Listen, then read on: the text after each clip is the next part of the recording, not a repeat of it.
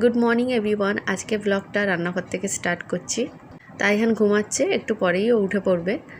তো আজকে যেহেতু ও বাড়ি আছে, ওকে একটু গোলা রুটি করে দিচ্ছি। আর পায়েস ছিল, পায়েসটা তো আমাদের কারোরই খাওয়া হয়নি, একটু বেশি মিষ্টি হয়ে গিয়েছিলো, শুধু খাওয়া যাচ্ছে না, সেজন্য ওকে ভাবছি যে গোলা রুটি করে দিই, ওর সাথে ও খাবে। তো আজকে ওকে দুধ দিচ্ছি না, এই গোলা রুটি আর পায়েসটাই খাবে। তো আমার প্রিয় কাপটা দেখো ভেঙে গেল এই মাত্র।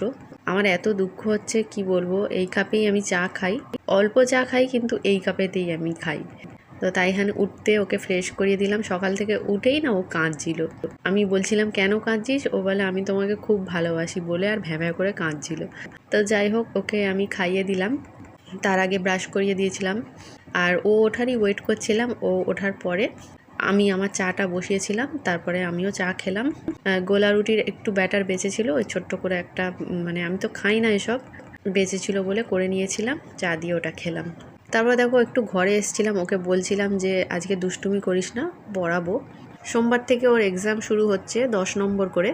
চ্যাপ্টারগুলো ভাগ করে দিয়েছে, দুবার করে পরীক্ষা হবে, 10 নম্বর করে 20 নম্বর।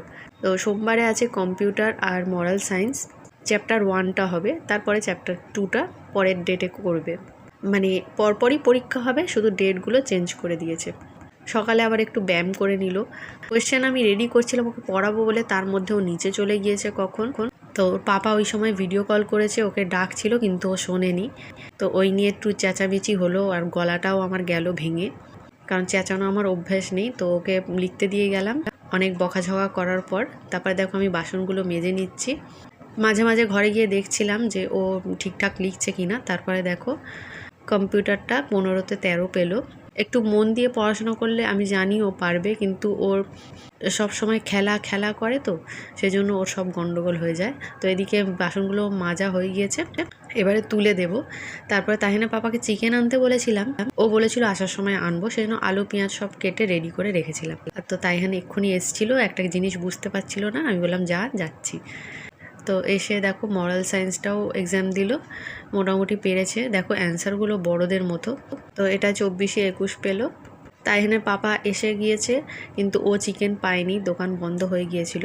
তো আসার সময় বিরিয়ানি এনেছে, সেটা তো বলবে, আমি তো ওর ওপর রাগারাগি করছিলাম, চিকেনটা আগেই কিনে নিতে পারতো। তো এইসব বলতে বলতে ও আমাকে বলেনি যে বিরিয়ানি কিনে এনেছে।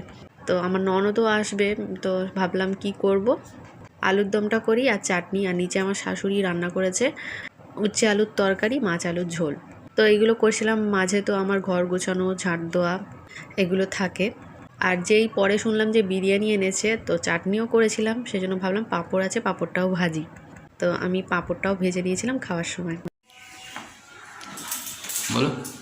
তো এত কাপড় দিলাম, এখন কাচবো না, সন্ধ্যাবেলা, ঠিক আছে? দেখাও কতটা হয়েছে, হাইতে করতে হবে।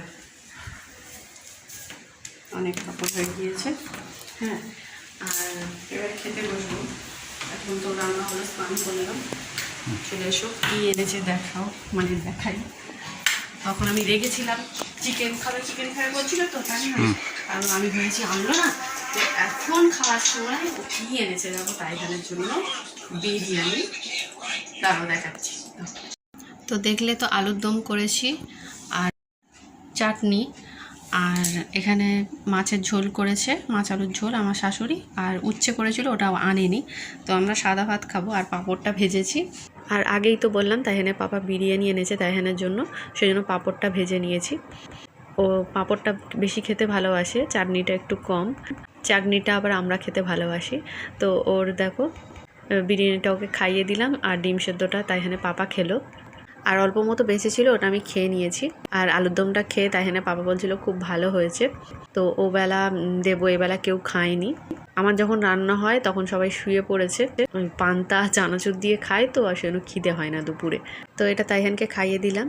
আর তাইহানের পাপা তো রোজ টক দই আনে, টক দইটা ও খায়, তো সেজন্য আমি বুড়ানি করে নিয়েছি। বিকেল হয়ে গিয়েছে, তাইহান খুব জেদ করছিল দোকানে যাবে বলে। প্রথমে ভাবছিলাম যেতে দেবো না, পরীক্ষা আছে, তারপরে এত জেদ করছে, তো সেজন্য ওকে একটু আঙুর দিয়ে দিয়েছি টিফিন বক্সে, আর একটা চকলেট আর কেক দিলাম। পড়াগুলো পাঠিয়ে দিচ্ছি তাইহানের পাপার ফোনে, বলেছি দোকানের মধ্যে ওকে একটু লিখতে দিও। তো সন্ধে হয়ে গিয়েছে, একটু মুড়ি মাখা করলাম। মুড়ি ছিল না, মেজো ননদ এনে দিল। বাকি সব পেঁয়াজ লঙ্কা আর ধনেপাতা সব কেটে নিয়েছি। তো মুড়ি মাখা আমার অতটা খেতে ইচ্ছা হচ্ছিল না, ছোট ননদ এনেছিল স্প্রাইট, ওটাই খেলাম শান্তি করে।